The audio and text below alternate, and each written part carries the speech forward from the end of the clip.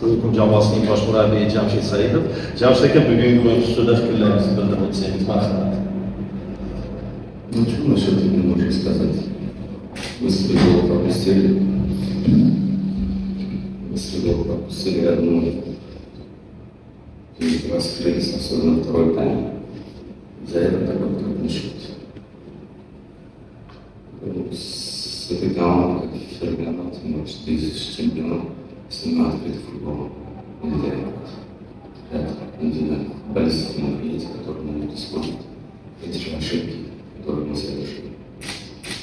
В любом случае, я благодарен ребятам за их самоотдачу.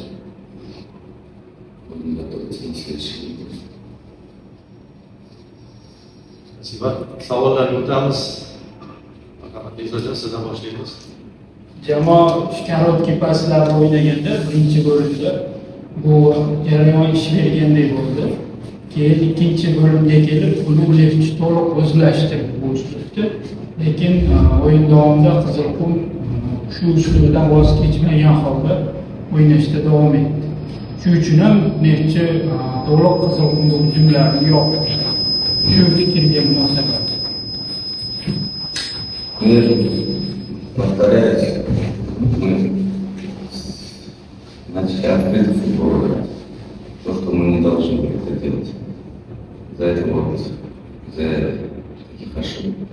Такой крупный счет получился. Да, мы старались контролировать мяч, быстро переход из обороны в атаку. Но моментами у нас получалось, походили очень хорошо, это не хватало нам концов. Но забывали при этом перемещаться в оборону. За это эти свободные зоны нечаянно использовали. Для этого такой крупный счет. Birinchi bo'limda o'sha ikkita vaziyat bo'ldi. Penaltiga sabab bo'lishi mumkin bo'lgan ikkita vaziyat. Shu vaziyatda o'sha hakamlarga e'tiroz qilganingizni ko'rdik. Bu borada ham o'zingiz ham izoh bersangiz. Я судейский момент никогда не обсуждал, никуда обсуждать. Потому что есть компетентный орган, который за этим решением следит. Ничего не могу сказать. Nodirxon Ne'matxon tajribali himoyachi edi. Keyin yana tajribali futbolchi Fayzullo Jumanxo'jiyevlar zaxiradan boshladi. Ikkinchi bo'limda qo'shilib, ular qandaydir rang-baranglik qo'shdi o'yinga. Ular nima uchun zaxirada qolgan? Ну, Нодер, он только присоединился к третьей команде. Для этого ему нужно адаптация пройти сразу, если его там ставить. Я думаю, это неправильно. Руслан Узиев тоже только присоединился к команде, тоже какая-то время нужно, какая-то адаптация нужна. Ну, Джумак Узиев, он, к сожалению, несколько дней отсутствовал. Из-за некоторых причин взяли, кто в таком составе, неправильно было его ставить. Jamoa so'nggi transferlar Ruslan Ro'ziyev, Ne'matxonov so'nggi kunlarda e'lon qilinganiga qarasak, ertaga transfer oynasi yakunlanadi. Siz yana rejadagi futbolchilar bormi taklif qilishmoqchi? Ну, еще время есть, мы ряд футболистов переговоров, может, получится. Еще один день остался. Если получится, у нас существует контракт, если нет, то так мы продолжаем. Команда сейчас плохая свобода. Собрали за этот короткий период. Но времени нужно. Пока сильности не хватает. Понимаю, потому что ребята сразу в команду пришли. Разные требования были.